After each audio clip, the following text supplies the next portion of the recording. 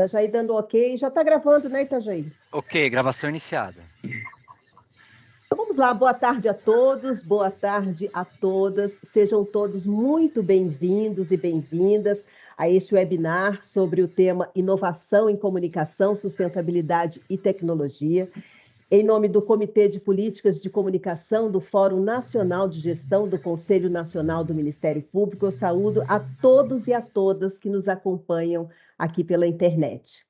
Eu gostaria muito de agradecer especialmente ao conselheiro do CNMP, o Dr. Moacir Rei Filho, coordenador-geral, ao coordenador-geral também, o Dr. Paulo Roberto Gonçalves Estical, na pessoa de quem cumprimento a todos os coordenadores dos demais comitês. E também a coordenadora dos representantes da Administração Superior, o RAS, a doutora Isa Maria Silva Carpina Lima, pelo apoio e pelo esforço que todos estão empregando nos eventos e nas iniciativas que vêm sendo desenvolvidas no âmbito do CPCOM. Este webinar é um evento preparatório para o nosso primeiro Congresso Nacional dos Comunicadores do Ministério Público Brasileiro, o CONACOMP, que se tornou o CONACOMP, e que vai ser realizado nos próximos dias 3 e 4 de outubro, em Florianópolis, Santa Catarina, e que já conta com cerca de 100 profissionais de comunicação inscritos de diversas unidades ministeriais do país. Por isso, nós registramos também o agradecimento ao Ministério Público do Estado de Santa Catarina, que vai sediar o CONACOMP, na pessoa do Procurador-Geral de Justiça, Dr. Fábio de Souza Trajano, que está sendo representado pelo chefe da Coordenadoria de Comunicação Social do MPSC, Carlos Rocha, que não mediram esforços para que o nosso congresso fosse viabilizado. Nós também estamos recebendo a colaboração de muitos colegas na organização do congresso, dos eventos preparatórios, o pitch de comunicação, que está com a votação aberta. Por favor, senhoras e senhores, não esqueçam de fazer a nossa votação. Termina amanhã. Então, nós não vamos nominar todo mundo aqui, porque ficaria impossível. Mas nós vamos citar aí os coordenadores do grupo de trabalho, a publicitária do Ministério Público do Rio Grande do Sul e do GT do PIT, a Samanta Nassif, grande parceira, o Eduardo Duarte, jornalista do MP do Acre, coordenador do GT de Inteligência Artificial, e estendendo o agradecimento a todos os colegas que estão contribuindo com as atividades do CPCOM. Nós queremos agradecer demais, gente, porque está sendo uma união de forças, a gente tem se unido todos os dias, a gente tem se falado todos os dias, e eu acho que mais do que um congresso, a gente tem cumprido o nosso objetivo, que é a gente estar em conexão sempre, a gente tem trocado ideia, a gente tem lutado pelo mesmo objetivo, que é fazer essa união de ideias, e também de trabalhos, que é a questão do pitch, mas a gente vai trocar mais ideias lá no nosso primeiro congresso. Antes de iniciarmos os trabalhos, eu quero convidar aqui um grande parceiro, promotor de justiça, que é coordenador geral do FNG, o Dr. Paulo Estical, para dar as boas-vindas aos profissionais de comunicação dos MPs de todo o Brasil. Obrigado, Valéria. Falar entre comunicadores é um desafio, né? O sarrafo, ele sobe, né, Valéria? Porque vocês estão em casa se comunicando e nós que somos da área jurídica, a gente acaba aprendendo a cada evento desse. E isso não será diferente, né? Então, eu estou aqui em nome do conselheiro Moacir Rei Filho para dar as boas-vindas a todos os presentes, cumprimentar os professores que farão a palestra aqui na sequência, que vão falar sobre inteligência artificial e redes sociais, né? São temas aí muito caros hoje para o Ministério Público Brasileiro, para o serviço público em geral, enfim. Tem algo à nossa frente que ainda não está muito claro, e é só por meio dessas discussões, desses debates, dessas palestras, é que a gente vai conseguir perceber aí tudo que está acontecendo e tudo que vai vir a acontecer daqui para frente. De minha parte, eu gostaria só de parabenizar também o grupo do CPCOM, em nome da Valéria, Maria Amélia, pelo todo o empenho que vocês estão tendo. O primeiro Copecom ainda nem se iniciou, Valéria, mas eu já vejo assim que o segundo já deve estar pré-marcado, né, pelo sucesso que já é, antes de não sendo ainda, pela previsão que a gente tem, muito otimista aí, de que tudo vai dar certo, e realmente eu acho que vai ser um marco histórico, para a comunicação do Ministério Público Brasileiro. É o primeiro Congresso Nacional dos Comunicadores, então fazer parte aqui desse momento histórico aqui para mim é uma grande honra e uma grande alegria. De nossa parte, conte sempre com o nosso apoio, com o nosso entusiasmo, e eu queria, então, desejar a todos uma boa tarde de trabalho, dizer da satisfação de estar com vocês hoje aqui. Obrigado. Nós que agradecemos, doutor Paulo, e agradecemos demais a ajuda do senhor e também de uma pessoa muito especial, que é o Itajaí, que tem sido nosso parceiro a cada momento. A gente fala que o Itajaí não come, não dorme, nada. Ele só nos responde 24 horas. Se chamar o Itajaí de madrugada, ele nos responde, o que é um grande parceiro. Itajaí, muito obrigado pela força que você tem nos dado e a gente só tem a agradecer. Espero que a gente consiga comer uma ostra lá em Florianópolis e trocar uma boa ideia. Então, vamos iniciar o webinar Inovação em Comunicação, Sustentabilidade e Tecnologia, conhecendo melhor os nossos convidados. E quem vai apresentá-los para a gente é a jornalista, minha amiga, minha parceira do Ministério Público do Paraná, minha querida Maria Amélia Lonardoni. Boa tarde a todas, boa tarde a todos. Bom, Valéria, minha amiga, parceira, comadre e também colega, né? Quantas reuniões fizemos, gente, para fazer esse sonho acontecer no supermercado. Só um spoiler aqui para que as coisas acontecessem. No supermercado e a gente fazendo reunião aí pelo celular. Mas vamos falar do que interessa. Nossos convidados dessa tarde são grandes pesquisadores da ciência da comunicação. Eu começo dando boas-vindas à professora Margarida Kunsch e ao professor Lucas Vieira de Araújo, já agradecendo de antemão a generosidade de dedicarem um tempo de suas vidas a este colegiado, ao CPCom, que reúne profissionais de comunicação dos Ministérios Públicos de todo o Brasil. A professora Margarida Kunsch é professora emérita e pesquisadora da Escola de Comunicação e Artes da Universidade de São Paulo, a ECA, USP, da qual foi diretora de 2013 a 2017. Ela é doutora em Ciências da Comunicação e livre-docente em Teoria da Comunicação. Espera que minha bateria está acabando, mas a gente trouxe um roteiro impresso aqui. Livre-docente em Teoria da Comunicação Institucional, Políticas e Processos pela ECA USP e coordena o Centro de Estudos de Comunicação Organizacional e Relações Públicas e o Observatório de Comunicação, Responsabilidade Social e Sustentabilidade da Escola de Comunicação e Artes da Universidade de São Paulo. A professora Margarida foi pró-reitora adjunta de Cultura e Extensão da USP entre 2018 e 2021, que é pesquisadora vinculada ao Conselho Nacional de Desenvolvimento Científico e Tecnológico, o CNPq. Autora de vasta produção em Ciências da Comunicação e em Comunicação Organizacional e em Relações Públicas, publicou livros próprios com destaque para Planejamento de Relações Públicas na Comunicação Integrada, e produziu, vejam só, 97 capítulos e 90 prefácios de livros, 40 artigos em periódicos científicos nacionais e internacionais e organizou 43 coletâneas dessas áreas. Além de editar e criar revistas envolvendo comunicação organizacional e relações públicas. Doutora Margarida, é uma grande honra receber a senhora aqui com a gente. O professor Lucas Vieira de Araújo é pós-doutor pela Escola de Comunicação e Artes, pela ECA USP, na área de Comunicação e Inovação, sob a supervisão da professora Margarida Kunsch. Também é doutor em Comunicação pela Universidade Metodista de São Paulo, Unesp, mestre em Letras pela Universidade Estadual de Londrina, a UEL, aqui no Paraná, cursou MBA em Marketing .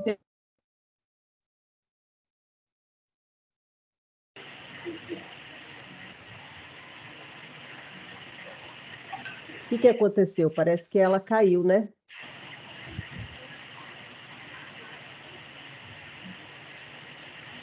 Oi, gente, caiu a minha bateria aqui do notebook, mas eu tô com o celular aqui. Ainda bem que a gente tem plano A e plano B, né? Vamos lá. Aqui é tudo ao vivo, hein, gente? Aqui é tudo ao vivo. O professor é mestre em letras, então, pela Universidade Estadual de Londrina, UEL, como eu disse, cursou MBA em Marketing pela Universidade Católica de Brasília, UCB, e graduou-se em jornalismo também pela UEL. autor do livro Inovação em Comunicação no Brasil. É um livro, uma publicação que é pioneiro na área. É membro do Centro de Estudos de Comunicação Organizacional e Relações Públicas da USP. O professor Lucas também possui ampla carreira como jornalista, tendo experiência de 21 anos como editor, repórter e gerente de jornalismo nas maiores redes de televisão do país. Além de ter sido também assessor de comunicação do Instituto de Desenvolvimento Rural do Paraná, o IAPAR, EMATER, e ainda da Secretaria de Agricultura do Paraná, a SEAB. Atualmente, ele é pesquisador e professor da Universidade Estadual de Londrina, atua como jornalista e assessor na Câmara de Vereadores de Mandaguari, no interior do Paraná, ou seja, vive o dia a dia do serviço público.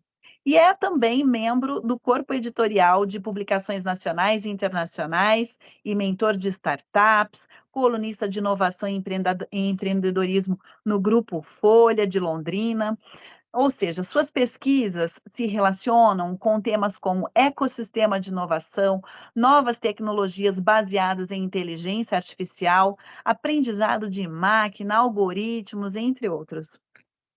Professor Lucas, seja muito bem-vindo, e ele que estará aí com a gente no nosso Conacomp em Floripa, vai ser um dos nossos palestrantes. Bom, Eduardo, meu colega, jornalista lá do MP do Acre, que tem o grande desafio, né, de conduzir esse bate-papo com os nossos ilustres pesquisadores, os nossos ilustres convidados. Conta pra gente como que vai funcionar, então, a dinâmica de hoje. O pessoal que está nos assistindo vai poder participar? Tá sem áudio, amigo? Agora. Boa tarde, Maria. E aí, agora deu certo? Beleza. Boa Agora tarde a tá todos. ótimo. Boa tarde a todos. A ideia aqui é um clima de conversa. O GT preparou algumas perguntas iniciais aos nossos convidados, mas os colegas que estão aqui participando poderão interagir com perguntas, pedindo a palavra com a mãozinha aqui do chat, aqui de cima. Né? Vamos levantar a mãozinha, nós vamos anotar quem são as pessoas, e aí vocês vão poder interagir. Nós vamos pedir encarecidamente que todos desliguem os microfones e ativem somente quando nós autorizarmos a realizar as perguntas. Vamos convidar por ordem de solicitação de palavra. E para aproveitar melhor o tempo dos nossos convidados, pedimos que as perguntas sejam objetivas, bem claras. Tá? Podemos ir direto ao ponto. Contamos com a colaboração de todos para que a interação aconteça de maneira a permitir um maior número de trocas e participação. Vamos começar, então, agradecendo novamente a presença da professora Margarida, do professor Lucas, e eu dou início ao nosso diálogo perguntando à professora Margarida. Tudo bom, professora? Qual é a relação entre comunicação, sustentabilidade e que forma essa relação aplica a comunicação pública especificamente? Primeiro, boa tarde, cumprimento a todas e a todos, né, os que estão dirigindo essa mesa e também os que estão participando. E eu quero parabenizar também pela iniciativa, né, do Ministério Público, nos assessores, nos servidores públicos da área de comunicação, por essa iniciativa de realizar esse Congresso Nacional, que certamente já sinaliza, né, que terá continuidade pela urgência, né, desse tema, de capacitar cada vez melhor, né, os profissionais responsáveis. Então, eu fico muito feliz em ver os avanços aí do nosso campo, né, da comunicação na esfera pública. Particularmente sobre essa pergunta que foi colocada, né, por vocês.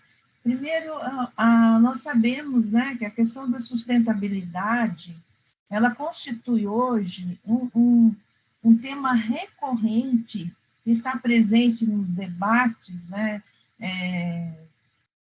na ordem do dia, né, tanto dos governos, dos poderes públicos, das empresas, organizações do terceiro setor e da sociedade em geral. Se nós recorrermos aí aos últimos acontecimentos, por exemplo, o que está acontecendo na ONU essa semana, e outros encontros internacionais, a questão ambiental, a questão da problemática, né, do clima que nós estamos vivenciando, ou seja, a palavra sustentabilidade é uma palavra um tanto usada e complexa, e ao mesmo tempo ela cobre, né, todas essas temáticas que estão aí, como eu coloquei, na agenda, né, na agenda mundial, vamos dizer assim, né? Nós sabemos, né, que temos uma vasta literatura, né, principalmente esse tema é estudado, né, e debatido em todas as áreas do conhecimento, e, sobretudo, se nós recorrermos também às chamadas conferências, né, as COPs, nas três últimas décadas, tivemos já 27 conferências globais, né, sobre essa temática, de 1992, todos devem lembrar, inaugurada no Rio de Janeiro, a 2022, que no último ano, né, que foi no Egito, e que traz exatamente os grandes temas sobre o desenvolvimento sustentável, meio ambiente, clima, emissões de gás de efeito estufa, etc., etc. E a comunicação, evidentemente, ela tem um papel estratégico e preponderante, né? Se a gente pensar nos processos educativos, né? Isso deve começar desde cedo, eu acredito, na escola, por exemplo, nos processos de sensibilização, de conscientização, que aí a comunicação, sobretudo via os meios de comunicação, tem um papel central que precisaria ser muito melhor, né, contemplado, e particularmente, né, se a gente analisar a comunicação pública, entendendo, né, que a comunicação pública, ela por si só, é complexo, porque não se reduz apenas à comunicação pública do Estado ou dos governos, mas ela tem uma amplitude na esfera pública da sociedade civil e, logicamente, qual é o foco central e a razão de ser da comunicação pública? É o interesse público, né? É o interesse voltado para a sociedade, para a cidadania, para a democracia. E aí eu acho que a administração pública, ela tem que ter uma responsabilidade maior nesse contexto. Por quê? Não adianta só prometer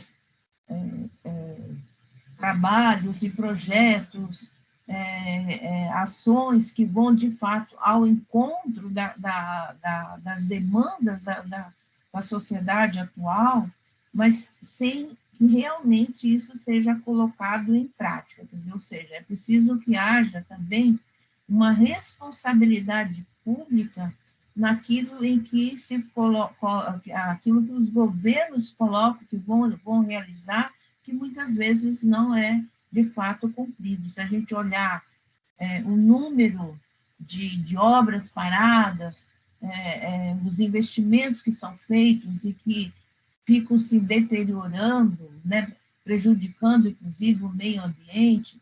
Então, a comunicação pública tem um papel aí central, de compromisso e de responsabilização, né?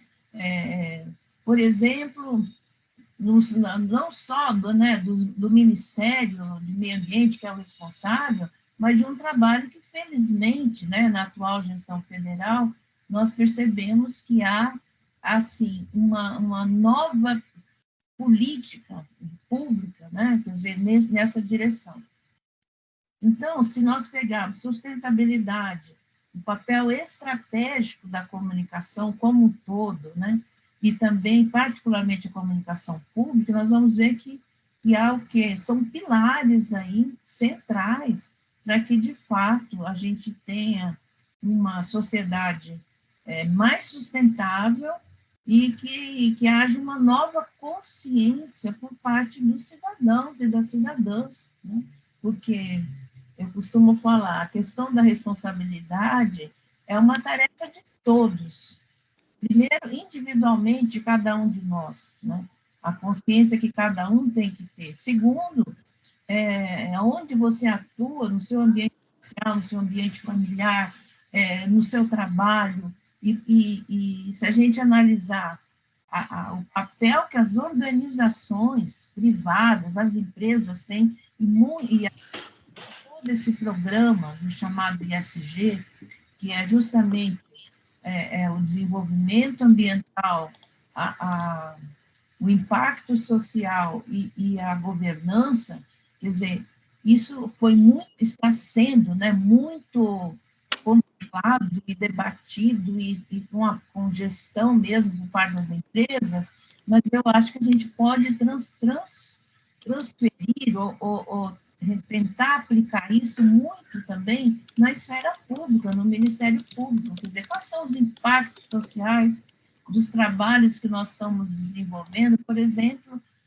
uma obra que está prejudicando o meio ambiente, o Ministério Público tem um papel central, que muitas vezes, se ele não cumpre esse papel em defesa da cidadania, em defesa do bem-estar, em defesa da qualidade de vida de uma determinada população, ele não está cumprindo o seu papel, né? Então, eu acho que é um tema muito abrangente, né? Eu apenas pincelei alguns pontos aí que eu considero importantes aí para o debate. Obrigado, professora. Professor Lucas, então, fizemos agora a pergunta ao senhor. Professor, a tecnologia é uma palavra constante em termos de inovação no campo da comunicação. O que precisamos levar em conta ao abordarmos essa perspectiva? Boa tarde, Eduardo. Boa tarde a todas, a todos. É uma satisfação e uma alegria enorme estar aqui com vocês. Me sinto extremamente honrado, sobretudo pela presença aqui da professora Margarida, que tem um grande carinho, um grande apreço e profundo respeito pelo seu trabalho e também uma grande admiração. Também aproveito para cumprimentar os membros, os servidores do Ministério Público que estão aqui nos ouvindo e dizer que estou com uma expectativa muito boa para o evento mês que vem também. Bom, mas vamos lá. Procurando responder à pergunta feita pelo Eduardo. Eu acredito que o grande aspecto que a gente precisa levar em consideração quando pensamos em tecnologia e comunicação é que a tecnologia ela não é apenas um meio, como já nos disse de forma brilhante Marshall McLuhan. A tecnologia ela está se tornando também produtora de informação. E esse é um ponto bastante delicado, porque além da responsabilização, aspecto que a professora Margarida já abordou de forma brilhante, nós também precisamos falar sobre outros aspectos envolvidos nesse contexto. Por exemplo, a questão ética. Porque a tecnologia, ela é, acima de tudo, uma aliada da comunicação. Ela é uma ferramenta da comunicação. Ela é um aspecto importantíssimo. Se não fosse a tecnologia, nós não estaríamos aqui, por exemplo. A gente não estaria fazendo esse evento, a gente não teria a possibilidade, como aconteceu na pandemia, de nós sobrevivermos àquele período em que precisávamos ficar em nossas casas, que é um período extremamente difícil, e a tecnologia abrandou esse período para nós, a gente conseguiu, inclusive, trabalhar à distância. Então, a tecnologia ela não pode ser vista como, vamos assim dizer, num português mais simples, ou como diria Guimarães Rosa, num português de dia de semana, a tecnologia não é a vilã, mas ela também não é a mocinha. Ela também não pode ser vista como uma panaceia, a solução de todos os nossos males. Humberto Eco, de forma brilhante, falava em apocalípticos e integrados. Apocalípticos, aqueles que acreditavam que a tecnologia ia acabar com tudo. E o integrados, aquelas pessoas que já tinham uma visão de que a tecnologia era a mãe de todas as soluções. Acredito eu que nós precisamos encontrar um meio termo entre esses dois caminhos, e acredito que esse meio termo, que esse caminho do meio, seria por meio da ética. Porque a ética é a grande balizadora das nossas ações, das nossas atitudes, daquilo que nós temos como o mais importante e valioso para as nossas vidas. Ela carrega os nossos princípios, ela carrega as nossas convicções morais, ela carrega aquilo que nos torna seres humanos, uma sociedade justa, uma sociedade democrática, uma sociedade que busca o bem-estar coletivo. Então, eu penso e tenho buscado nas minhas pesquisas, tenho buscado, inclusive, na pesquisa recente que eu terminei lá na USP com o suporte da professora Margarida, abordado algumas questões relativas à ética em termos de produção da comunicação, em termos de inovação na comunicação, porque este é um caminho difícil, porém extremamente necessário quando abordamos a questão da tecnologia. Eu costumo muitas vezes, quando eu abordo essa questão tecnológica, dizer que entender como funciona determinado software, determinado aplicativo, um gerador de IA, como é o caso de um chat GPT, é relativamente fácil compreender os mecanismos como ele funciona.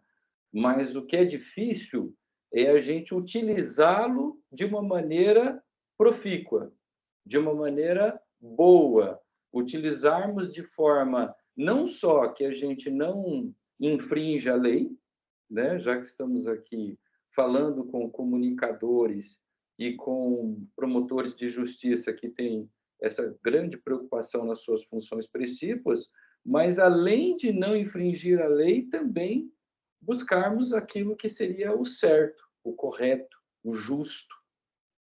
Porque quando a gente usa a tecnologia, a gente tem muitos caminhos. E a gente precisa avaliar todos eles quando a gente for utilizá-los. Mas, assim como a professora Margarida bem disse, são apenas algumas palavras iniciais, algumas ponderações que eu gostaria de fazer para nós iniciarmos esse debate, que eu estou bastante ansioso aí pelas perguntas, pela participação de todos. Obrigado, professor. Tem mais uma pergunta aqui, que agora vamos direcionar os dois, né? Quais os desafios e oportunidades da comunicação realizada nas organizações públicas a partir dessa perspectiva da inovação, tecnologia e sustentabilidade?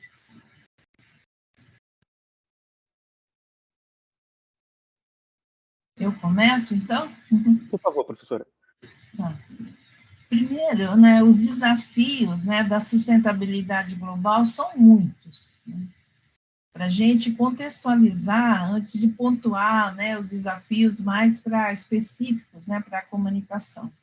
Se nós analisarmos, né, as alterações climáticas, o aquecimento global, as desigualdades sociais, os grandes desastres naturais, as devastadoras enchentes, né, que estão acontecendo não só, né, no Brasil, mas também em várias partes do mundo. Recentemente nós vimos em Marrocos, na Líbia, a questão devastadora, né, no Rio Grande do Sul, dentre tantos outros problemas, são questões que precisam ser enfrentadas por todos os agentes. Eu acredito numa atuação coletiva integrada e de todos os atores envolvidos, compreendendo o Estado, o setor produtivo empresarial e a sociedade civil. E a questão da sustentabilidade, a preservação do planeta, então, faz parte, cada vez, como eu falei no início, da pauta dos grandes temas da sociedade contemporânea, e exige respostas que não podem ser jogadas para o futuro. E a área de comunicação, vou começar, a gente pensar na parte da educação, na parte das escolas, a formação. Até que ponto esse tema tem merecido destaque e importância nos currículos, né, na formação dos nossos universitários, nossos futuros profissionais da área de comunicação, e fazendo também esse link, né, essa ligação com a área pública, com a área governamental. Quer dizer, eu acho que um dos desafios é também de preparar profissionais de comunicação que tenham não só aquela visão técnica, né? Vamos produzir algo, uma campanha, ou vamos escrever, mas que tenha também uma visão crítica do que está acontecendo na sociedade, o que está acontecendo no mundo. Um desafio seria, eu vejo, que é a formação. O outro desafio é os profissionais, vamos ficar mais limitados, né, com esse recorte, né, da administração pública, seja no poder executivo, no legislativo, no judiciário, que muitas vezes, eu acompanho há anos, esses profissionais batalham muito, né, para valorizar a comunicação, para a comunicação ser entendida como estratégica, que normalmente os dirigentes querem a comunicação muito mais para uma visibilidade midiática do que para trabalhar com a sociedade, com a opinião pública, tendo em vista as demandas, as necessidades dos cidadãos, das cidadãs. Então, eu acho que um desafio, né, que nós temos que enfrentar e que precisamos sensibilizar as autoridades é no sentido de ver a comunicação numa perspectiva de estratégia, de que seja estratégica, que não seja meramente tática para resolver problemas e para divulgar, né? A outra é extrapolar as ações, né, que ficam muito só na esfera institucional, para desenvolver ações colaborativas com o terceiro setor, com as comunidades locais, porque a questão da preservação ambiental, ela começa nos pequenos locais, nos municípios. Então, até que ponto o Ministério Público local, regional, ou o órgão público ali estabelecido, pode extrapolar a sua visão da comunicação meramente institucional, ou até, muitas vezes, muito mercadológica, né, muito ligada ao marketing político, para pensar em como usar toda essa estrutura de comunicação que esses órgãos públicos, felizmente, muito, na sua grande maioria, já possuem, para também contribuir socialmente, né? Então, são aspectos aí, são dimensões que eu acho que constituem formas possíveis que nós temos que enfrentar e como desafios, mas, ao mesmo tempo, são caminhos, né, possíveis para amenizar. Evidentemente, a tecnologia, toda essa comunicação digital, ela é transversal, né? Ela passa por tudo isso. Quer dizer, não dá para você fazer a comunicação hoje sem se valer de todo o aparato, vamos dizer assim, né, dos suportes que estão aí disponíveis para que a gente possa otimizar a nossa comunicação. Agora, nos deparamos ainda com um grande desafio nesse contexto todo da era digital, da plataformização, né, tudo que nós estamos cansados de ouvir falar, com relação à desinformação. Quer dizer, também na questão da sustentabilidade, nós sabemos que nós temos uma questão ideológica que muitas vezes é muito difundida nas redes, que não existe alteração climática, né? Que isso aí é discurso, que vai contra tudo isso que nós estamos, na verdade, constatando. Que nós sabemos que a questão da desinformação, ela é uma questão, assim, gravíssima. Por quê? Porque ela é feita de forma intencional, manipulada, financiada, né? E é um desafio que eu considero crucial para os profissionais, para os gestores de comunicação em geral, e particularmente, né, no caso, para os gestores da comunicação pública também. Então, são esses, né, alguns desafios que me vêm à mente agora, né, que eu estou falando de forma muito informal aqui para vocês, mas que eu considero que são desafios que realmente se colocam aí, que nós temos que enfrentar. Professor Lucas? Eu vou me valer de muitas das palavras da professora Margarida por conta da relevância dessas ponderações, principalmente no que diz respeito ao combate à desinformação e às famosas fake news. Recentemente, na semana passada, exatamente 7 dias atrás, o ministro Alexandre de Moraes, na função de presidente do TSE, disse que a desinformação é a praga do século XXI. Para mim, essa frase é muito forte, muito forte. Primeiro, porque ela atribui à desinformação o maior mal do século. Século, por sua vez, que estamos no seu primeiro quarteto. No entanto, apesar dela ser muito forte, eu acredito que ela é extremamente verdadeira. Porque a tendência que existe é de que justamente ela só piore daqui para frente. Por quê? Porque, infelizmente, a desinformação é um instrumento ideológico, como muito bem pontuado pela professora Margarida. E como instrumento ideológico, ele vem sendo potencializado pela tecnologia para atender a interesses de pessoas e grupos que têm os seus objetivos políticos.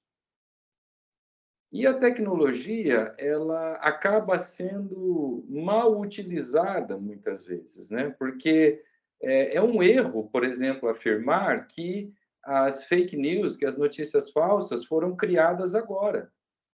Elas já existem há muito tempo. No entanto, as fake news, elas se tornaram esse tsunami que é hoje, graças ao potencial da internet. Por exemplo, ao potencial de viralização da informação. Eu não gosto muito de usar esse termo, mas uma determinada palavra, uma determinada frase, um título falso, mas sensacionalista, ele ganha uma dimensão em questão de minutos. Fora o fato de que nós estamos observando recentemente alguns outros problemas que estão potencializando ainda mais a desinformação e as notícias falsas, como, por exemplo, o modelo de negócio do jornalismo que está em xeque há algum tempo. Como não é o tema aqui do nosso momento, eu não vou adentrar nesse aspecto, mas a mídia profissional está com problemas. Problemas de financiamento, problemas para se manter. Não por acaso tantos jornais fecharam nesse período.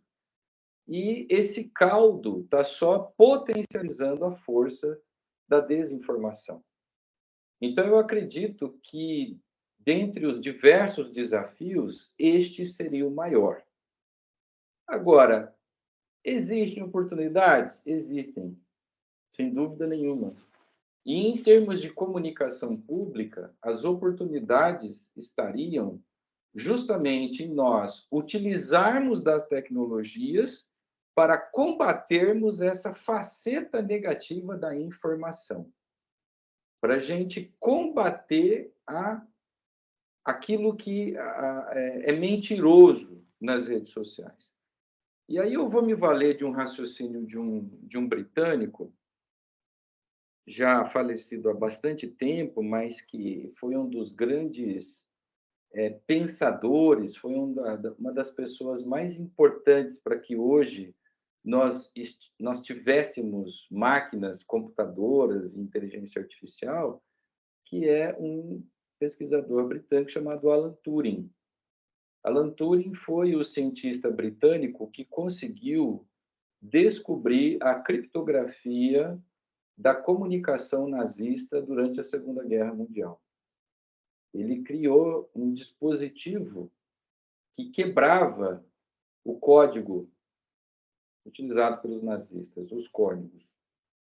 E Alan Turing nos ensinou lá na década de 40 que uma das melhores maneiras de você combater um sistema artificial, um sistema cognitivo digital que esteja sendo usado de forma errada, a melhor maneira de você combatê-lo é com outro sistema cognitivo artificial.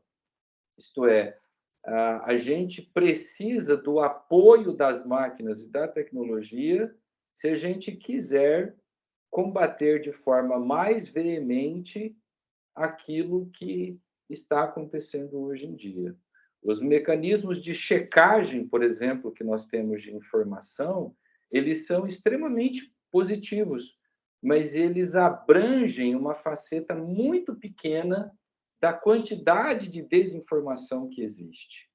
Ao mesmo tempo, os instrumentos jurídicos e legais criados para combater a desinformação, muitas vezes eles não dão conta de todas as formas errôneas, maldosas, com que essa informação, essa desinformação, essa mentira chega até a gente.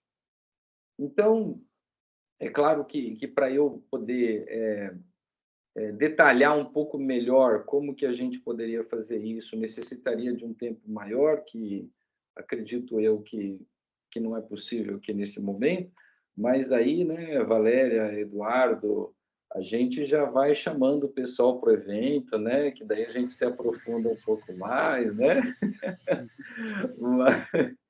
Mas o que eu posso dizer é que a gente precisa pensar, né, a nossa grande oportunidade está aí, pensar de que maneira que a tecnologia pode ser a nossa aliada, a nossa amiga, para combater esse lado positivo, maldoso, falso, deplorável da desinformação e das notícias falsas. Obrigado, professor. Vamos abrir agora as perguntas para os colegas de todo o país que estão aqui presentes. Queria que vocês levantassem a mão, mantessem o ícone levantado, tá? Vamos abrir as câmeras para vocês fazerem as perguntas, que digam o nome e o MP que representam. E vamos começar aqui. Eu vi que o Bruno tinha levantado, mas não manteve a mão levantada. Temos a Maria Amélia, que também quer falar. A Valéria vai falar um pouco, né? Novamente, vamos agradecer a presença do professor Lucas, da professora Margarida, né? E vamos às perguntas agora. Maria Amélia, por favor. O Bruno quer fazer antes? Eu não vi que ele tinha levantado a mão. Pode fazer, Bruno. Ele não manteve, acho que ele desistiu. Tá ok. Na verdade, então, eu estou digitando. Ah, você está escrevendo no chat. Quer abrir a câmera e falar, Bruno?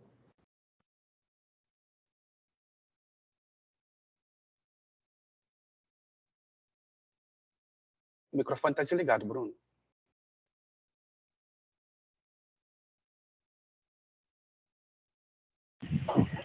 Desculpa, o microfone estava desligado, né? Eu estava explicando que eu estava fazendo outra coisa em paralelo e resolvi digitar porque fica mais fácil. Quando eu terminar, eu trago para cá. Tá ok. Bom, eu sou a Maria Amélia do Ministério Público do Paraná e só completando aí esse raciocínio, professor Lucas, né? Dessa questão, quando você diz assim que a gente precisa usar a tecnologia a nosso favor, né? Cada dia surge uma nova rede social, um novo aplicativo, uma ferramenta de inteligência artificial. Quer dizer, a gente precisa estar em tudo, porque eu tenho uma pergunta que já se estenderia também à professora Margarida, uma pergunta para o senhor e para ela, na seguinte preocupação.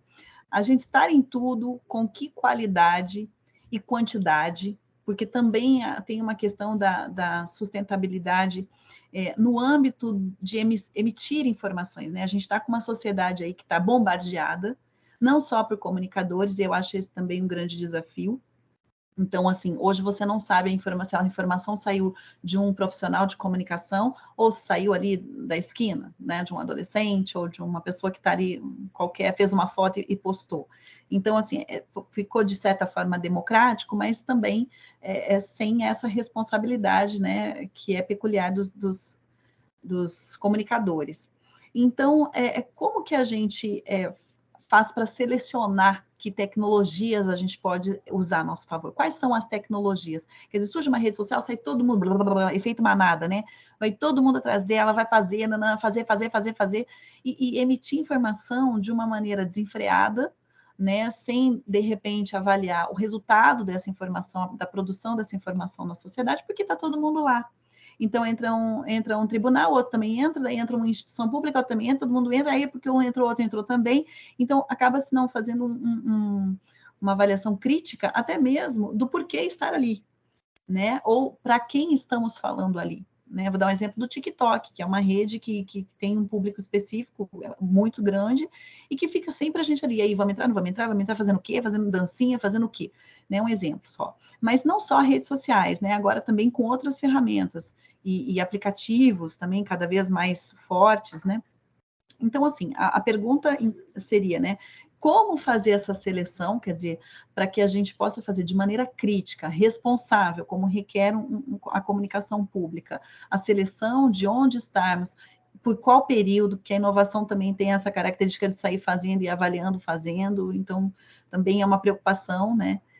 Com o planejamento, com estratégia, com a aferição de resultado, num mundo instantâneo, sem sair por aí produzindo e jogando informação na sociedade, numa sociedade que também não está mais absorvendo, e aí eu, né, complementando aqui a pergunta para a professora Margarida, falando não só em sustentabilidade do ponto de vista ambiental, mas desse meio ambiente psicológico que a gente vem vivendo na sociedade, de pessoas extremamente estressadas, de pessoas depressivas, de pessoas que não estão dando conta dessa tecnologia, indo muito além do que a gente está conseguindo sustentar e manter, né? Então, nesse sentido, né? Então, como comunicadores públicos, como a gente está e conversar com esses públicos, levando informação de qualidade como contraponto, professor Lucas, né? Como a gente selecionar isso, como a gente testar isso, por que período testar isso, e, ao mesmo tempo, não sair por aí fazendo tudo e mais um pouco, no sentido de também contribuir para esse excesso de informação que é extremamente prejudicial. Obrigada. Eu que agradeço. Professora Margarida, posso fazer algumas ponderações? Bom, primeiro, pedir desculpa aqui, o meu gato está aqui, o amarelão, ele veio passear aqui. Bom, Maria Amélia, eu acho que o que eu posso dizer para você e para os demais servidores do Ministério Público, assim como para os membros do Ministério Público, é que a gente não consegue acompanhar de forma plena tudo o que está acontecendo, porque é uma avalanche de mudanças, de ferramentas, de softwares, de aplicativos. E de verdade, Maria Amélia, eu tinha essa angústia, mas eu não tenho mais. Chegou um momento que eu achei mais importante me ater à essência do que à aparência. Isto é, me ater ao rumo que a tecnologia está seguindo e não necessariamente a determinados softwares e aplicativos que aparecem. Porque a comunicação, e eu vivo isso, porque como você bem salientou lá no começo, eu sou servidor público também, então essas perguntas eu também passo no meu dia a dia. Eu penso que a comunicação ela precisa ser, acima de tudo, a comunicação pública, uma informação ética, concisa, bem elaborada e muito bem dirigida aos públicos de interesse da organização. E por mais que hoje a gente viva um contexto de que nós, enquanto servidores públicos, precisamos levar a informação a toda a sociedade, porque toda a sociedade é merecedora de receber essa informação, a gente precisa fazer um trabalho cauteloso e cuidadoso de como que essa informação chega para cada um desses nossos públicos. Você falou do TikTok. Eu já me fiz essa pergunta, vale a pena usar o TikTok? Só que eu já cheguei à conclusão que o TikTok ele apresenta mais desvantagens do que vantagens. Por exemplo, TikTok é uma ferramenta que o algoritmo ele entende assim: o que está gerando burburinho? Qual é o tipo de vídeo que está tendo mais visualizações e likes? Ah, é o vídeo tal. Ele não avalia, a partir de nenhum filtro, se aquele vídeo é positivo ou negativo. Ele simplesmente replica para todas as outras pessoas que estão lá.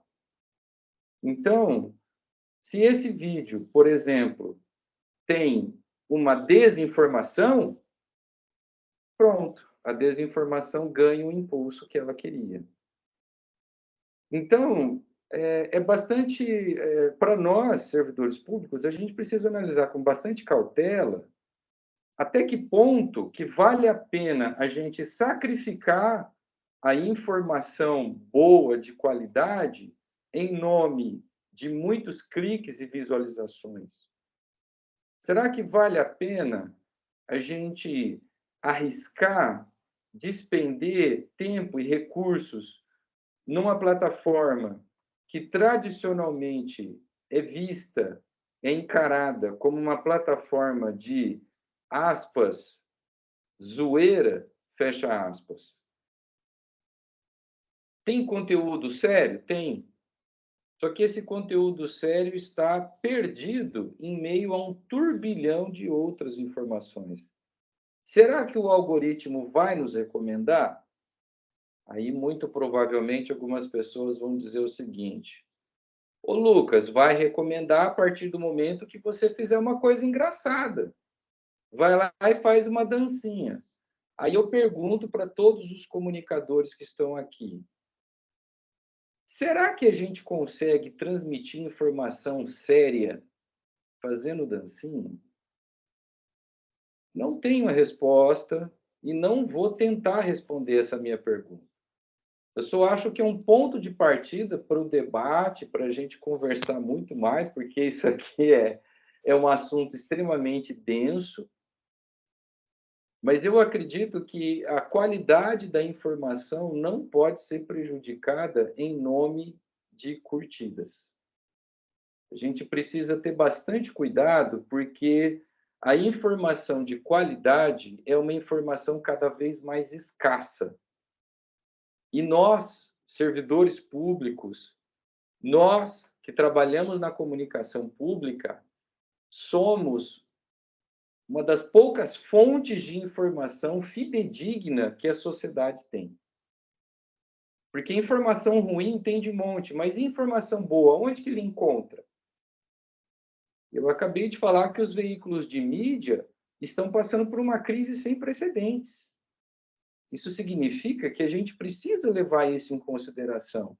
Na hora que a pessoa precisar de um porto seguro, não, eu preciso saber realmente se aquilo é verdade. Onde que ela vai? Muito provavelmente ela vai pensar assim: bom, o site do Ministério Público tem informação verdadeira, eu vou para lá.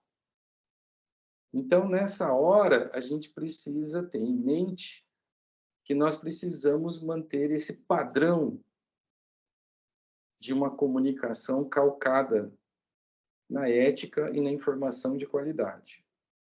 E se essa ética e essa informação de qualidade são os nossos pilares, eu acho que a preocupação com cliques, visualizações, não é o fator determinante. Eu só vou frisar isso antes de passar a palavra à professora Margarida. O fator não é o fator determinante, não estou dizendo que não é importante. Professora, você tem muito mais autoridade, professora, para falar sobre isso do que eu. Imagina, muito bom, Lucas, concordo com você. Então, Primeiro, há uma questão básica de fundo, né?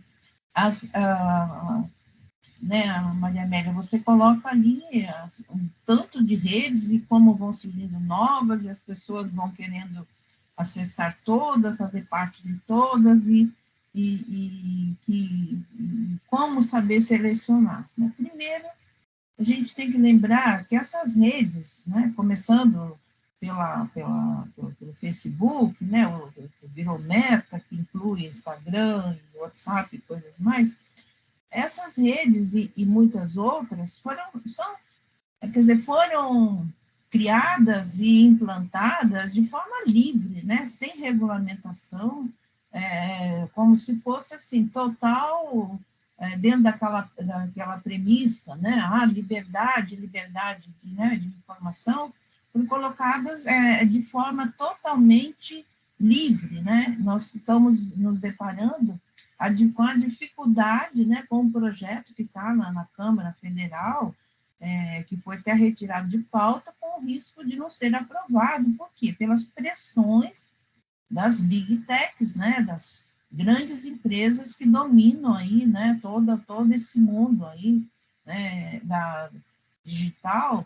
Então, essa é uma questão central. É como se você fosse construir um prédio sem normas nenhuma, né, de segurança e coisas, e deixando totalmente livre, sem seguir regulamentação nenhuma. Então, esse é um grande problema que nós estamos nos deparando hoje com as consequências, né, que não... Assuntos, por exemplo, vocês lembram, né, de mortes, né, que aconteceu na escola em Blumenau, aqui em São Paulo, tudo, como que pessoas já articulando mortes, articulando toda essa tragédia, e isso passou em branco, quer dizer, então, realmente, esse é um problema que eu diria, maior do que se a gente pensar na questão. Outra questão séria é a questão da figura dos influenciadores, né, digitais. Então, as empresas, por exemplo, e mesmo órgãos, todo mundo cai, né? Fulano tem não sei quantos milhões de visualizações. Mas que análise, que conteúdo de qualidade tem isso? Quer dizer,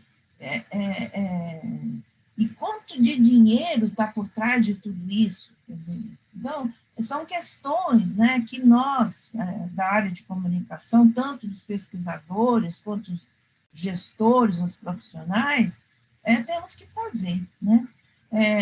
Então, a questão que você me coloca também, com relação ao ambiente, esse ambiente carregado, né, de superinformação, de excesso de informação, logicamente, se o receptor, ele não tiver condições de saber selecionar, de saber, como se diz assim, até de desapegar, né, disso, ele realmente vai chegar no ponto de saturação, né? Então, é um grande desafio você saber selecionar aquilo que é verdade, aquilo que tem fonte digna, fonte verdadeira, com a fonte falsa. E aí passa também por um desafio que eu vejo muito grande, tanto na família, com relação aos pais, com relação às crianças, com relação às escolas, no sentido de que nós temos iniciativas, inclusive na própria ECA, temos lá o curso de educomunicação, que seria muito a questão de educação para a mídia. Esses jovens, esses adolescentes que vivem nas redes sociais, por exemplo, muitos não têm informação, isso não é falado na escola, isso muitas vezes, dependendo das condições do ambiente familiar também, isso faz com que haja que alimente, não, fulano de tal, ele tem...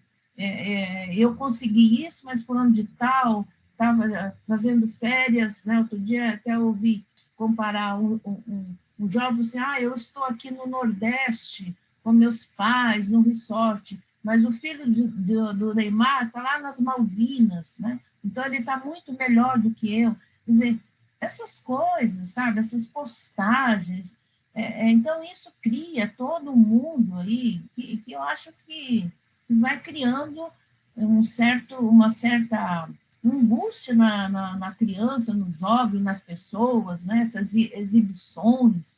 Então, tudo isso, eu acho que faz parte de um problema maior, como eu coloquei. Eu acho que há que se ter uma responsabilização das empresas responsáveis por esses.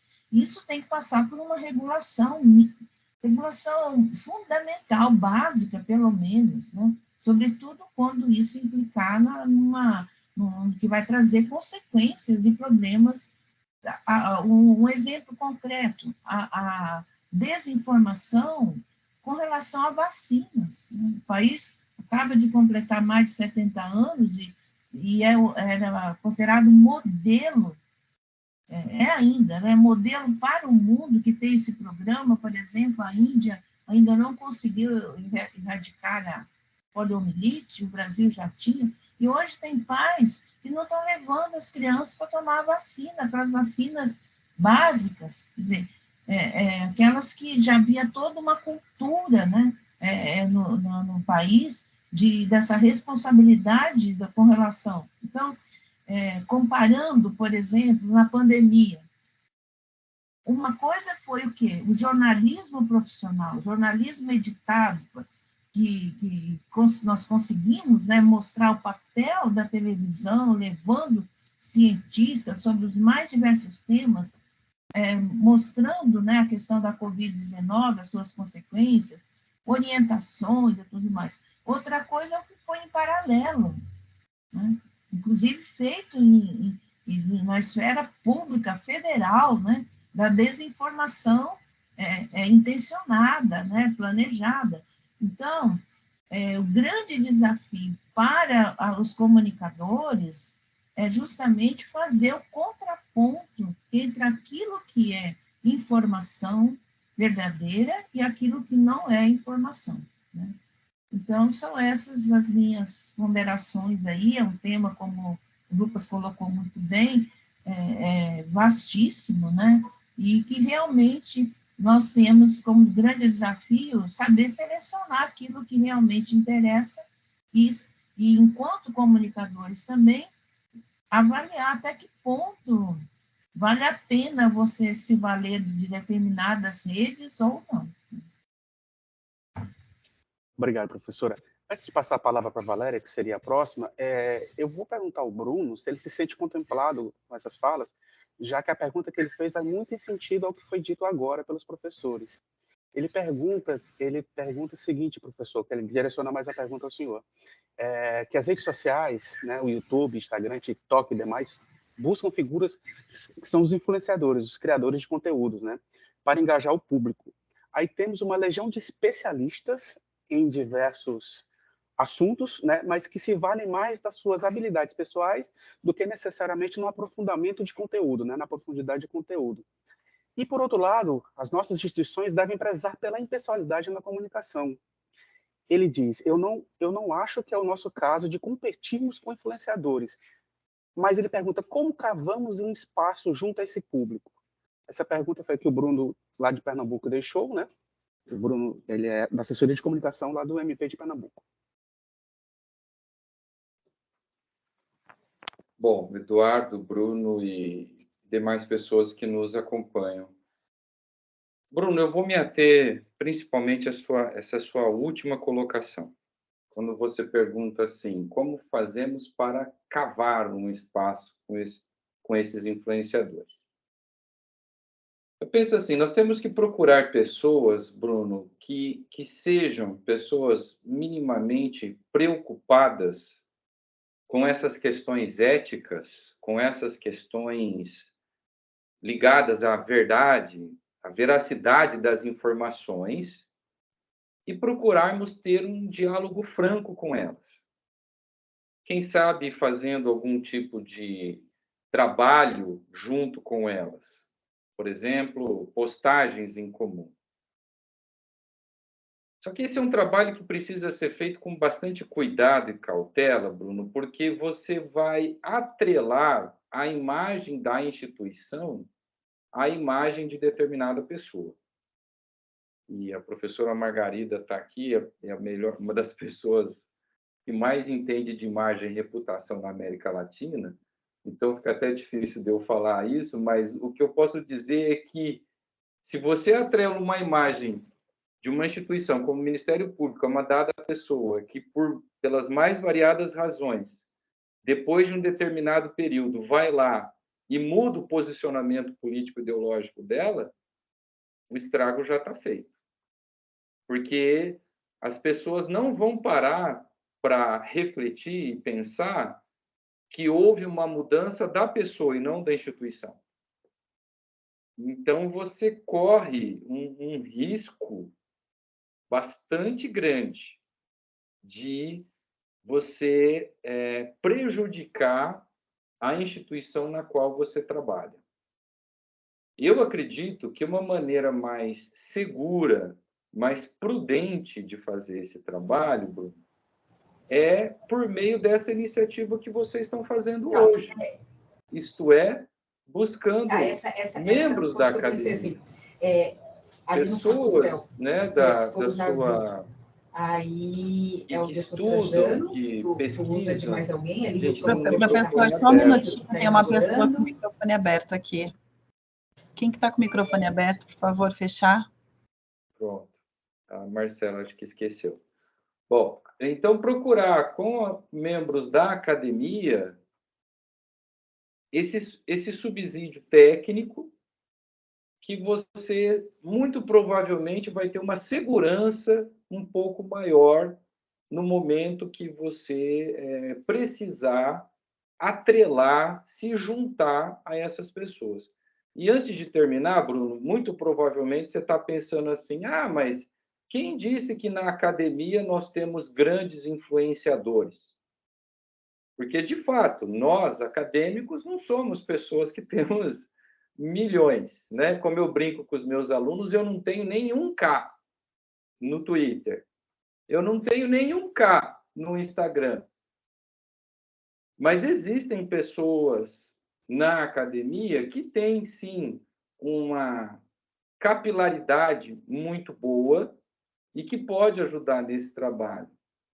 Existem pessoas que têm uma credibilidade tão grande a ponto de que você pode conseguir um engajamento maior do seu trabalho de comunicação, buscando subsídio em determinados membros da academia, pessoas que já tenham um respaldo técnico e ético para tratar de determinados assuntos. Ok, desculpa, Valéria.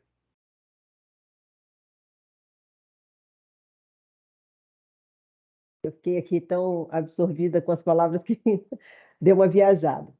A gente está ouvindo o professor falar, a professora falar, e algumas palavras me chamaram muita atenção.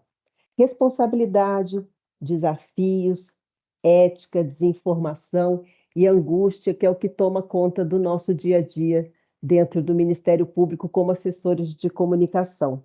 E o professor falou uma coisa interessante, que ele se preocupa com essa palavra viralização, porque é um vírus, né? Essa guerra tecnológica que chamam de viralização, de vírus, e a preocupação nossa, enquanto assessores do Ministério Público, é como encontrar uma vacina para esse vírus, que é que eu acho que é a chave do nosso trabalho aí, quando você trabalha com uma mentira, com uma guerra tecnológica levantando fake news, a gente precisa dessa vacina. Qual seria o melhor caminho para buscar essa vacina? A professora estava falando a respeito da preocupação da própria vacina mesmo, da vacinação, que o país ficou dividido sobre, não sei se ficou dividido, mas a fake news foi muito grande em função da vacina, e eu achei um trabalho muito bonito, o trabalho feito pelo Ministério da Saúde, quando era o primeiro-ministro lá, o Mandetta, que respondia todos os dias sentado numa coletiva de imprensa, tentando apagar o fogo todos os dias, e ele sentou, vestiu um colete do SUS e foi apagar fogo todos os dias. Eu acho que essa foi a vacina que ele conseguiu encontrar e ele usou da comunicação de uma forma muito direta e muito rápida. E eu achei que foi uma vacina interessante, inteligente da comunicação do Ministério naquele momento. E a minha pergunta é isso: será que esse pode ser um caminho de você colocar a cara e de você vestir uma roupa e ir para as redes sociais ou para os meios de comunicação para fazer essa vacina?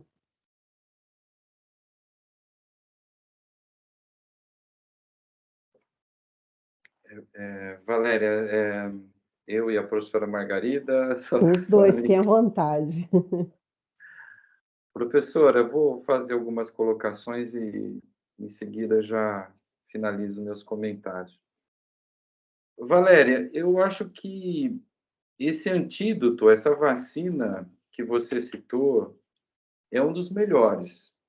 É o antídoto chamado transparência. A transparência é algo que ganhou um impulso muito grande com a tecnologia. A tecnologia nos possibilita, hoje, fazer uma transmissão ao vivo para milhões de pessoas, sem depender de nenhum meio de comunicação daqueles tradicionais, né? Pensa num cenário de 30 anos atrás, você fazer uma transmissão ao vivo. Você tinha que ter uma emissora de rádio de abrangência nacional, você tinha que ter uma emissora de TV de abrangência nacional, havia 5 emissoras de TV de abrangência nacional. Bem mais difícil. Hoje você faz uma live pelo Instagram, você faz uma live pelo YouTube e assim sucessivamente. Agora, a transparência, Valéria e todos que nos ouvem, eu acho que ela é uma das ações que a gente tem que tomar para combater esse vírus da desinformação. O outro aspecto que eu acho importante salientar, principalmente porque nós estamos aqui entre comunicadores do Ministério Público e com a presença ilustre de membros do Ministério Público, como o senhor Paulo, é a questão jurídica, legal. Esse é um dos aspectos que também precisa ser observado, e aí eu me reporto já às palavras da professora Margarida, quando ela falava do debate que está ocorrendo no Congresso Nacional, com projetos de lei que buscam colocar um freio nas Big Techs. É preciso colocar limites para essas empresas de tecnologia. A professora Margarida já bem disse, ocorreram crimes, assassinatos, como ocorreu aqui na cidade vizinha de Londrina, em Cambé, que um assassino entrou numa escola numa segunda-feira, 10 horas da manhã, e disparou tiros a queima-roupa e matou 2 adolescentes a troco de nada. E ele tinha combinado com pessoas pelo Twitter. E o Twitter, quando foi questionado, agora não chama mais Twitter, chama X, né? Deixa eu me corrigir aqui para o pessoal não falar que eu estou desatualizado. E aí o X, eu detesto esse nome, e aí o X, no dia seguinte, foi lá e falou assim, não, as pessoas têm que ter liberdade para falar o que pensam. Liberdade, gente? Você combina a morte de outras pessoas e isso é liberdade? Meu Deus, isso é muito grave. Muito grave. E como a professora bem disse, e encerro minha fala com essa indignação, está tudo por isso mesmo. Isso é muito grave.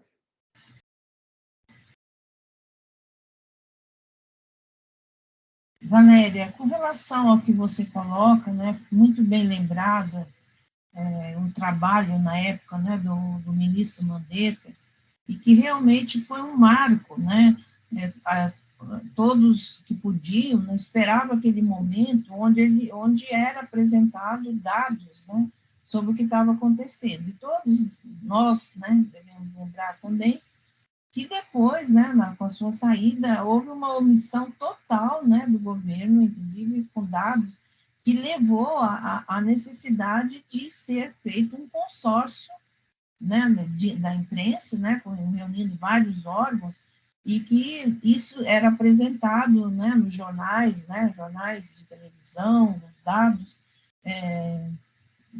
para você ter uma, né, só para a gente lembrar, né, de tudo o que aconteceu e como que isso era chocante também, a gente se deparar com 4.000 mortes, né, por dia, em número de vacina e etc, etc. Então, eu acho que esse exemplo que você coloca é como se fosse uma vacina, mas na verdade foi uma estratégia.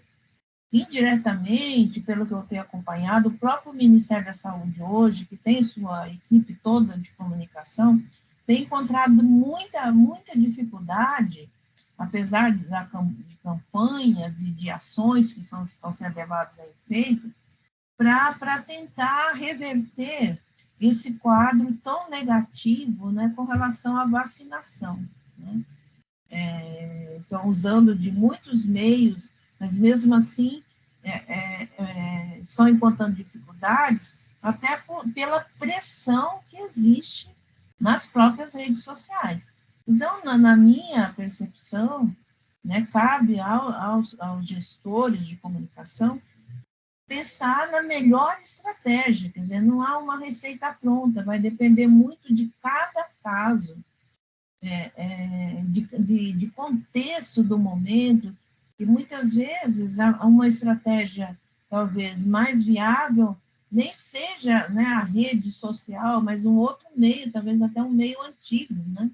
Então, evidentemente, dentro da perspectiva da convergência midiática, que você usa vários meios simultaneamente, você tem que encontrar a melhor estratégia, e isso depende muito de uma boa pesquisa científica e um bom planejamento. Obrigado, professora. Vamos continuar. Aqui temos mais duas interações que são bem complementares, né? A da Juliane, do Ministério Público de Rondônia, e a da Luísa, do Ministério Público de Goiás. A Juliane pergunta, que na verdade ela volta à grande pergunta que deu início que criou esse grupo de trabalho, na verdade, né? Ela pergunta o seguinte, volta à pergunta que originou a criação do grupo de trabalho. No campo da inovação, fazendo um recorte específico para a inteligência artificial e considerando o surgimento de plataformas para a produção de texto, quais os desafios e que perigos se impõem no horizonte?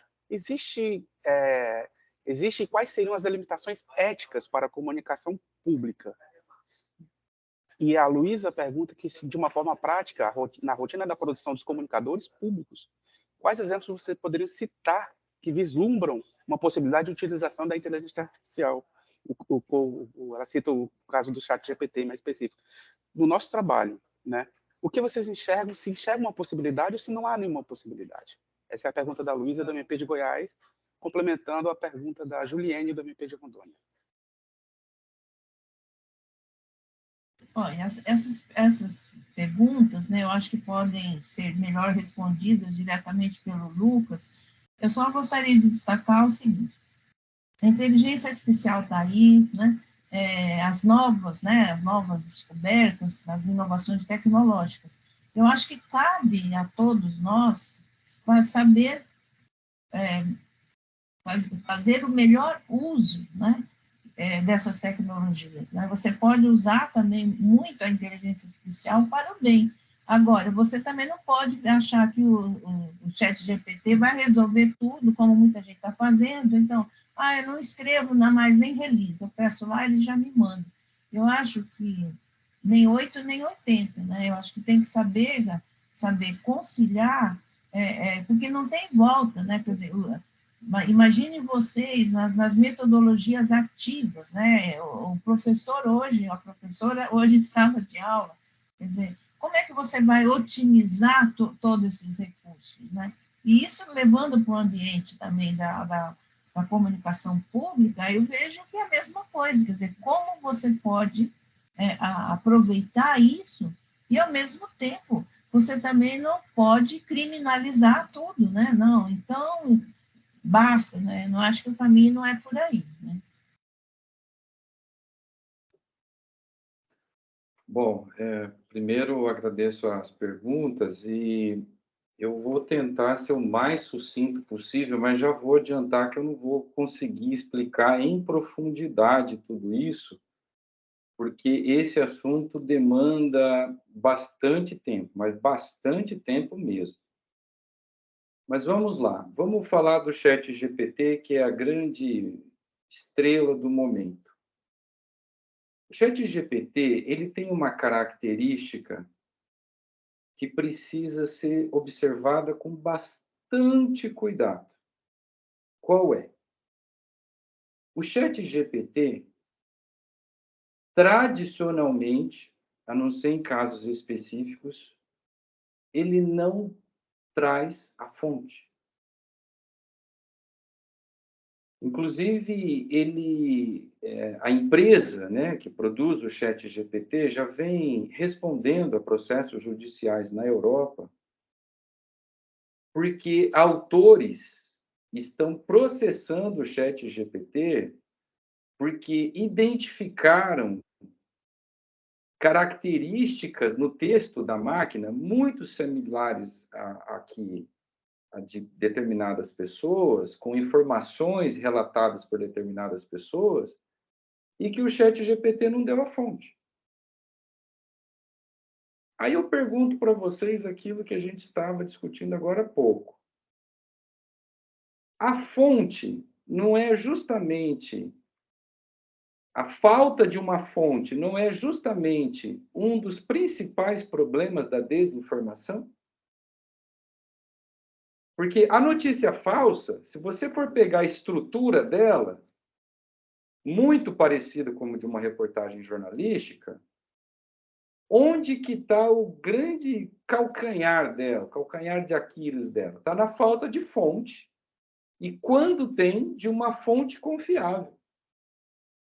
Porque a desinformação e a notícia falsa, ela é calcada em convicções pessoais e ideológicas, ela não é calcada na verdade. Logo, ela não diz de onde vem aquela informação. Porque seria até mais fácil das pessoas perceberem que aquilo é mentira. Então, quando você usa o Chat GPT, você, de uma certa maneira, está contribuindo para a desinformação, porque você trabalha sem fontes. Vamos supor que alguém esteja agora dizendo o seguinte: mas, Lucas, eu posso conseguir a fonte. Eu posso perguntar, por exemplo, e pedir para o ChatGPT me falar uma informação que foi dita pelo presidente da República. Beleza, pode, realmente pode. Mas aí eu vou para uma questão bastante técnica do nosso campo da comunicação. Lembra quando a gente estudou discurso direto, discurso indireto? Pois é, Nilson Lage já nos ensinou isso lá na década de 70. O discurso indireto é uma reprodução de um pensamento de um terceiro. Aquilo que o próprio Nilson Lage nos ensinou como fontes oficiais e oficiosas, e não oficiais. ChatGPT não tem fonte, e quando tem fonte, ele trabalha com discurso indireto, que é uma representação do pensamento da máquina sobre aquilo que foi dito por uma outra pessoa. Por que a gente usa aspas no jornalismo? Para a gente reproduzir exatamente aquilo que a nossa fonte disse e trazer credibilidade e confiabilidade à nossa informação. Vocês perceberam que o ChatGPT não utiliza fonte? Vocês perceberam que o ChatGPT não utiliza discurso entre aspas? Vocês perceberam que o ChatGPT traz sempre a visão dele, máquina, a respeito daquela informação? Gente, isso é um prato cheio para a gente discutir problemas éticos. Agora, imagine esse cenário em uma repartição pública, em uma repartição como o Ministério Público, cujos deveres e atribuições vocês sabem melhor do que eu, e que, de uma certa maneira, está contribuindo para que essas fontes confiáveis, como, por exemplo, as palavras do senhor Paulo referente a determinado assunto, uma fonte extremamente confiável, não cheguem até as pessoas. Por quê? Porque o ChatGPT, ainda que eu peça para ele reproduzir as palavras do senhor Paulo, ele vai reproduzir aquilo que ele pensa sobre o assunto, não exatamente as palavras do terceiro. Só isso, gente, já renderia um debate aqui a tarde toda. Mas é um ponto extremamente que a gente precisa ter muito cuidado. E para finalizar minha resposta, porque eu não consigo me alongar mais que isso e acho que outras pessoas querem fazer outras perguntas, vou lembrar de outra coisa. Mas duas coisas rápidas. Empresas nos Estados Unidos e na Europa estão banindo o uso do ChatGPT. Por quê? Número 1, temendo problemas judiciais, processos, porque o ChatGPT está sendo acusado de plágio, dentre outros. Segundo, porque é uma fonte não confiável de informação. Terceiro, essas empresas temem que o mau uso do ChatGPT comprometa a imagem e reputação das empresas, que era o que a professora Margarida falava há pouco. Logo, as instituições públicas, como o Ministério Público, precisam ter bastante cautela para utilizar determinadas tecnologias. E para encerrar, não estou dizendo que não pode, estou dizendo que é preciso ter cautela e prudência. Obrigado, professor. Agradecemos novamente a professora Margarida e ao professor Lucas. E antes das últimas considerações dos nossos convidados, informamos que ao final deste evento teremos mais novidades, recados e lançamento. É surpresa, viu? Maria Amélia vai já anunciar essa surpresa. Fiquem com a gente mais um pouquinho só. E gostaria de saber se vocês têm mais algumas considerações a fazer. Quero devolver a palavra ao professor Lucas, à professora Margarida, para que façam suas considerações.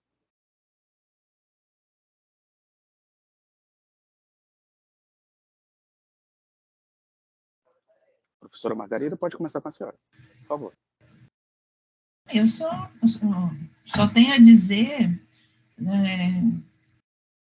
palavras mesmo de incentivo, né? Eu acho que vocês conseguirem parar, né, um pouco o dia a dia, as tarefas, né, que são muitas, né, do dia a dia, para refletir sobre esses grandes temas, né, que vocês propuseram, inclusive para a realização do primeiro congresso, é um momento importante, né, que deve ser bem prestigiado, né, por todos os membros aí espalhados pelo país, e assim é que a gente evolui, né, se atualiza, e é por aí o caminho. Então, só tenho que parabenizar pela iniciativa e também registrar que vale a pena, viu? Eu já desenvolvo até hoje muitos trabalhos voluntários. Eu sei que como é difícil organizar congressos, como é difícil coordenar grupos de trabalho, isso toma muito tempo, vai além do nosso dia a dia. Então, eu vi aí pela programação, pelo que eu recebi, sobretudo aí a Valéria, a Maria Amélia, né, o Eduardo e outros nomes que foram mencionados, como vocês estão envolvidos, né, nessa questão toda da comunicação, né, valorizando do ponto de vista estratégico a comunicação no Ministério Público Federal Nacional. Então, mais uma vez, eu queria registrar meus parabéns.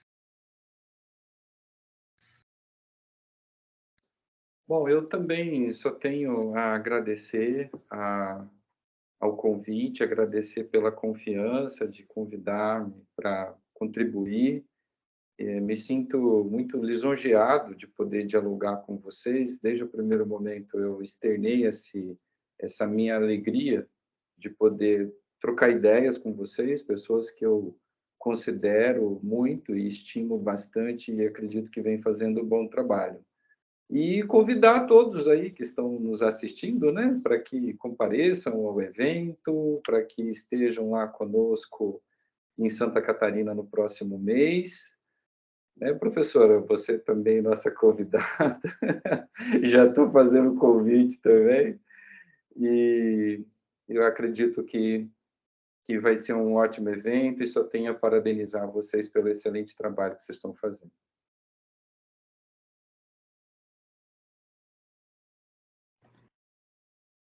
Bom, eu queria expressar a honra que é tê-los aqui com a gente, né? Professora Margarida, professor Lucas.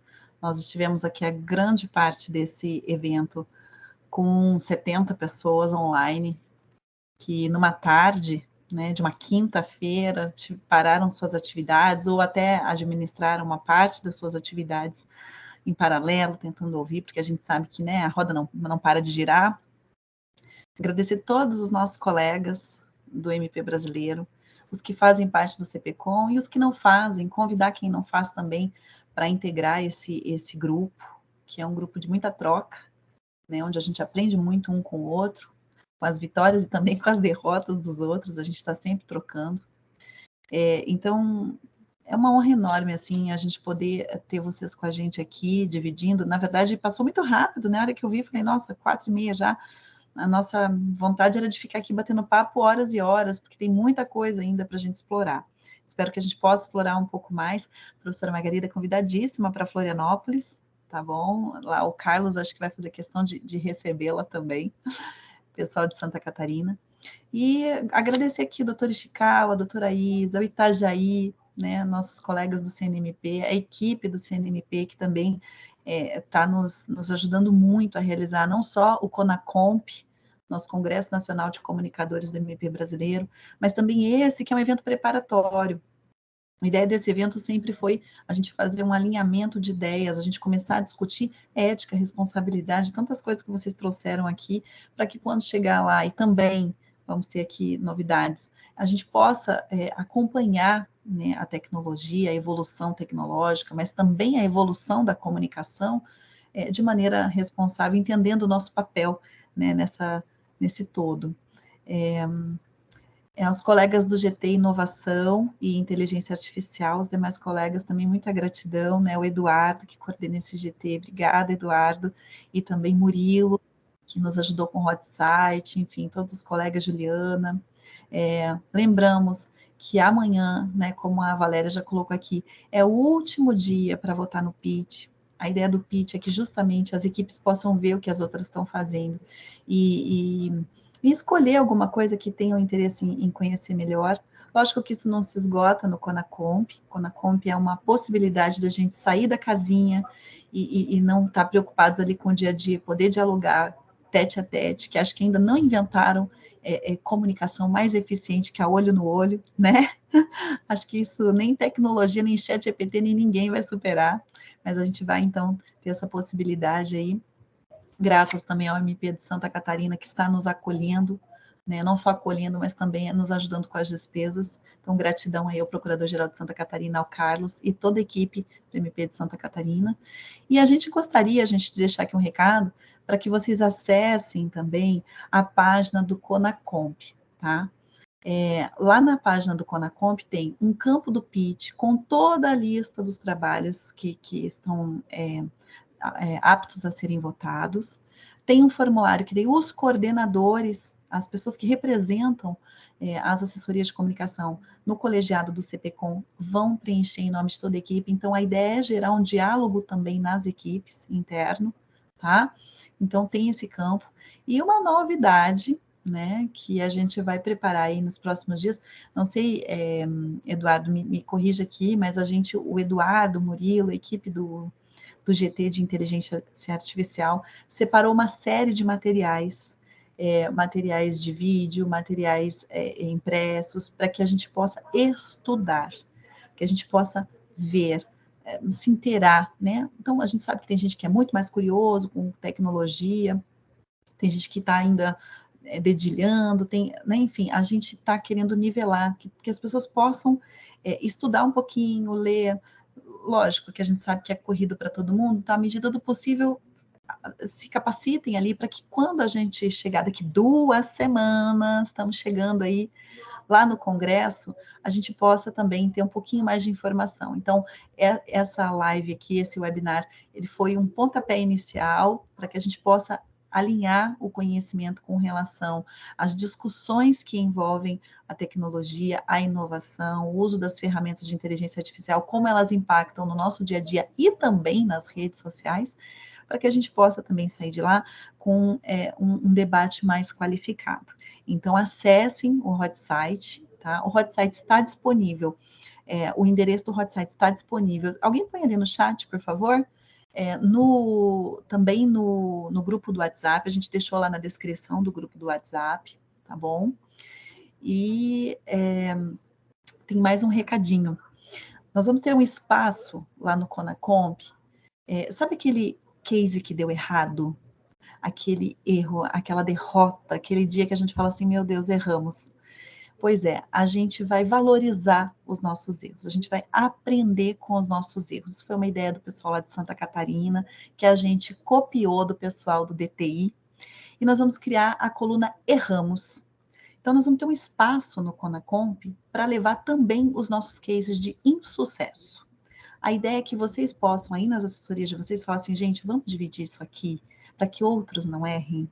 O que aprendemos com isso aqui? Então, levar os aprendizados também, nós vamos então levar coisas legais, aprendizados que vêm dos nossos sucessos e também aprendizados dos nossos insucessos, né? Para que a gente possa aí evitar esses erros, que esses erros se multipliquem ou que se reproduzam, enfim. Tá bom? Então, essa é uma ideia, uma experiência que a gente vai fazer, espero que seja bacana. Então, se os coordenadores aí das Ascons e também dos representantes do CPCom puderem, nessa reunião com a equipe, lembrar de algum case e tal, a gente vai ter uma roda de conversa aberta para que as pessoas dividam ali as suas experiências, tá bom? Bom, meu recado é esse, eu me despeço de vocês, novamente agradecendo a todos. Desculpem aí o tumulto no começo, né? A gente fala tanto de tecnologia, mas esqueci de colocar uma coisa chamada tomada no notebook, daí caiu tudo, mas como os jornalistas, a gente está aí, né? Com roteiro impresso, com celular, com plano A, plano B, plano C, enfim, espero que o improviso não tenha ficado tão feio. Então, agradeço a todos vocês e passo a palavra para minha colega, minha amiga, e nossa coordenadora aí que está tocando o CPCom, fazendo com que a gente interaja tanto, né? Resgatando aí não só o nosso valor, mas também a nossa responsabilidade. Valéria, que é uma gratidão também estar do seu lado. Passo a palavra para você.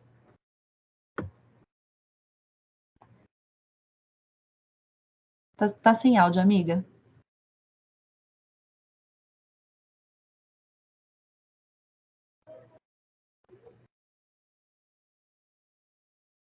Tá me ouvindo? Agora sim. Melhorou? Sim, perfeito. E caiu de novo, amiga, caiu de novo. Viu? Ela fala tanto do meu fone nas nossas reuniões do CPCom, ela mete o pau no meu Tá fone. me ouvindo? Hoje o feitiço virou contra o feiticeiro. Tá me ouvindo agora? Estamos ouvindo. Sabe o que é? Porque ela comprou um fone novo, sabe, professor Lucas? Professora Margarida, ela comprou um fone novo, ela fica exibindo agora para gente. Mas sempre a derrota é o fone dela. Mas isso fica em casa. E fica muito fácil coordenar um grupo como esse quando as pessoas estão muito abertas a conversar, a trocar ideia, a trazer pessoas assim com tanta capacidade como o professor Lucas, a professora Margarida, que trouxe para a gente aí, além de nos trazer mais inspiração para dar continuidade do nosso trabalho, nos traz conhecimento, e isso ninguém nos rouba, e não tem tecnologia que consegue nos roubar. Conhecimento é tudo nessa vida, e a gente só tem a agradecer a participação de coração, porque esse é apenas um pontapé nos debates que a gente vai ter lá no CONACOMP e que vai se estender por todo o Congresso. Professor Lucas, pode ficar aí feliz mesmo com a gente, porque com certeza a gente vai conseguir aí dar continuidade nesse raciocínio que a gente começou agora, a gente vai conseguir desenvolver grandes ideias. Se Deus quiser, a gente sai de lá, pelo menos alimentado de uma boa conversa, de uma boa troca de energia, de uma boa troca de informação. Eu sei que a gente está vivendo um momento de transformações rápida, onde tudo é urgente, em que surgem as novas tecnologias, aplicativos, rede social, todo momento. Mas as perguntas são sempre aquelas que a gente aprendeu na cadeira lá da nossa universidade, né? O que usar? Para quem usar?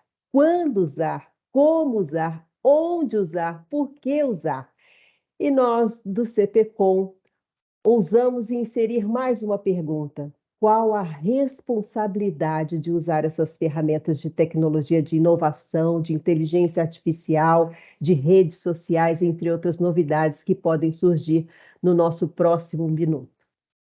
Bom, como bons comunicadores, ficam aí as perguntas, também algumas fontes que estamos disponibilizando na página do CONACOMP, como a Maria Amélia acabou de passar aí para vocês. Eu quero muito agradecer, quero muito encontrá-los lá em Floripa. Professor, a gente nem todos aqui se conhecem pessoalmente, a maioria se conhece por aqui, pelo vídeo, e isso nos deixa meio frustrados, assim. Então, essa é a nossa grande expectativa de nos encontrar, porque nada melhor do que um bom abraço, né, professora Margarida? Um olho no olho, um bom abraço, encontrar o colega, trocar ideia, mostrar aí um pouco das nossas frustrações. A gente vai até mostrar os nossos cases de erros, porque com eles a gente aprende bastante, e tentar trazer coisas novas aí, as nossas grandes ideias, e saber que a gente vai estar lá pessoalmente, né, doutor Paulo? Doutor Paulo Estical, eu vou deixar para o senhor encerrar o nosso encontro aqui, porque o senhor é um grande parceiro, e eu acho que é uma responsabilidade também que o Ministério Público está nos dando, e a gente se serve dela com muita felicidade. Obrigada a todos, obrigada pela participação de todos, obrigada, professor Lucas, professora Margarida, gratidão a todos aí que estão participando com a gente, que passaram essa tarde toda aí entre o celular, uma pauta e a nossa conversa aqui. O doutor Ishikawa, o senhor se encontra aí? Eu não estou conseguindo vê-lo daqui. Mas eu gostaria que o senhor fizesse o encerramento dessa tarde aqui. Oi, Valéria. O doutor Paulo deixou aqui uma mensagem que ele teve que se retirar, né? Então, você é a pessoa. Então, vou fazer o seguinte: eu vou convidar o Carlos para fazer o encerramento, porque o Carlos é o nosso anfitrião e ele faz o nosso encerramento, então, dessa tarde de hoje. Prezada coordenadora, mas que honra, né, que me dá do uso da palavra e remeter esse convite, agradecendo a professora Margarida, também ao professor Lucas, que estará aqui conosco. Professor, será um prazer recebê-lo pessoalmente. Santa Catarina espera todos de braços abertos e sente-se honrada estar sediando, né, o Ministério Público de Santa Catarina, em nome do Dr. Fábio Trajano. Nós agradecemos, antes de tudo, a oportunidade de poder recebê-los, porque amigos são aquelas pessoas que a gente recebe na nossa casa. E essa casa aqui é de todos. Esperamos aqui nos dias 3 e 4. Obviamente, venham um pouquinho antes e que possam ir embora um pouquinho depois, para a gente confraternizar, se conhecer e ampliar a nossa linha de diálogo. Vamos pensar bem. A gente valoriza tanto essas tecnologias que a gente sempre remete a canais de comunicação por meios digitais. Mas tecnologia, a própria caneta, o lápis no papel, é uma tecnologia. O tete-a-tete, estar frente a frente, é a oportunidade de troca de conhecimento. E nada melhor e nada mais presente do que estar presente para essa troca de energias. E nisso nos engrandece e nos fortalece enquanto comunicadores estarmos juntos. Depois de um período de pandemia que assustou, que trouxe muitas perdas, é verdade, mas trouxe grandes aprendizados. E nesses aprendizados, nós sabemos que a nossa responsabilidade como emissores oficiais, como detentores da obrigação, assim dizer, de sermos transparentes, de apurarmos a informação, de noticiarmos com celeridade e informarmos, a gente precisa estar acompanhando aquilo que acontece no mercado. E, diante de toda essa dinâmica, nada melhor do que a gente concentrar e reservar 2 dias. São 2 diazinhos só para que a gente esteja junto e cresça junto, estude junto e, antes de tudo, se fortaleça, para que a gente saia desse ambiente de distância, frio, que muitas vezes nos distrai, para que a gente tenha o poder de concentração e voltar as nossas atenções aos nossos pares. 3 e 4 de outubro. Professor Margarida, se puder, venha, vai ser um prazer recebê-la. Tá? Professor Lucas, lhe aguardamos aqui, todos os demais colegas, está chegando, faltam menos de 2 semanas. Obrigado. Pessoal, vamos fazer uma foto geral? Vamos, claro. Nossa, vai caber todo mundo? Todo mundo Oi, bonito Itajaí, cadê aí, você gente. aí? Itajaí, cadê você, Itajaí? Ele só. Ah, esse é o Itajaí, Eu professor, falo que ele é o professora. mestre dos magos. Até com backdrop lá, olha, que legal. É, ele está metido. Então vamos lá. Vestiu a nossa camisa. Vamos tirar o Peraí. print? Vai lá. Atenção, contagem regressiva. Isso. 1, 2 e 3. Pronto, tiramos nossa foto já. Gente, muito obrigada. A gente se vê em Floripa e amanhã no pitch, hein? Parabéns, Professora, obrigada. professor, obrigada de coração. Professora Margarida, tchau, muito obrigada. Tchau, gente. Tchau, gente. Tchau, um Obrigadão. abraço. Tchau, outra.